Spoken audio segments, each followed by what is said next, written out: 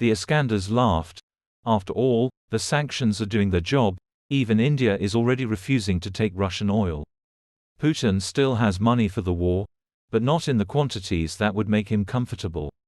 After listening to the fence songs, the bald political pornographer called on America not to play the fool and returned to cooperation. In response, the United States began urgent negotiations with the G7 on the confiscation of Russia's frozen reserves. The White House is insisting that the G7 nations come up with a strategy for using Russian assets by Feb 24, the second anniversary of the invasion. Thus, the Allies are asked to determine whether the money will be used to restore and support the Ukrainian economy or for military purposes. The Russian Foreign Ministry threatened to sever relations with the United States if frozen assets of the Russian Federation are confiscated. The second horse of the Foreign Ministry, Sergei Ryabakov, struck sparks with his hooves. We are ready for any scenario, and the United States should not have the illusion, if it exists, that Russia, as they say, holds on to diplomatic relations with this state with both hands. But Great Britain said it was ready to sign a bilateral security agreement with Ukraine. London can take on the role of a locomotive in defense cooperation with Kiev until the US and EU agree on aid worth $61 billion and €50 billion. It seems that the shadow of Churchill, who once declared war on Hitler and crushed him together, has awakened on Downing Street with allies in the anti-Hitler coalition. True, no one has declared war on Putin yet, not even Zelensky, which allows him to imitate some kind of liberation operation, although everyone understands that this is a classic invasion. But the most important thing is the life of Russians outside the war. Their houses are not shaken by bombings, but only icicles fall from above, killing the slaves at the mercy of public utility workers, as happened in Lubitsy, Moscow region.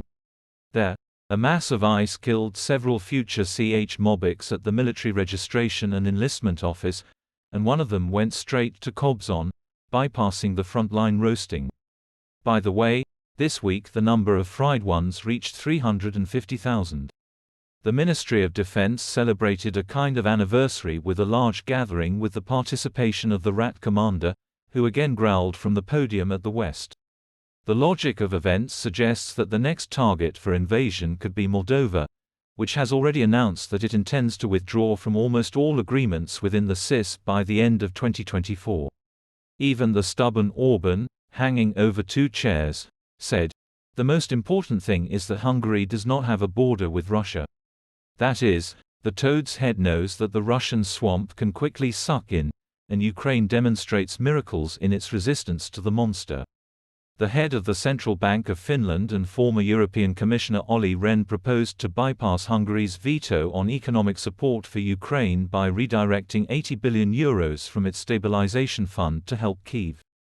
And perhaps the EU countries will take advantage of this proposal when they gather for an extraordinary summit on February 1. And the UN Security Council is once again demonstrating its worthlessness by postponing the vote on the resolution on the war between Hamas and Israel. The war in the Middle East is not limited to the Gaza Strip, where the IDF has already destroyed Hamas' main communications center. More than 20 nations have agreed to join a US-led coalition to protect shipping in the Red Sea from attacks by Yemen's Iran-sponsored Houthi rebels. Coalition forces will serve as a kind of traffic police, patrolling the Red Sea.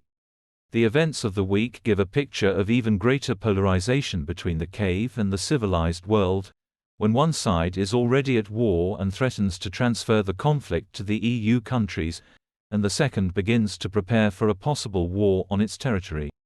The cave begs for the furrow's baldness, and it is impossible to look at this hemp porn without disgust.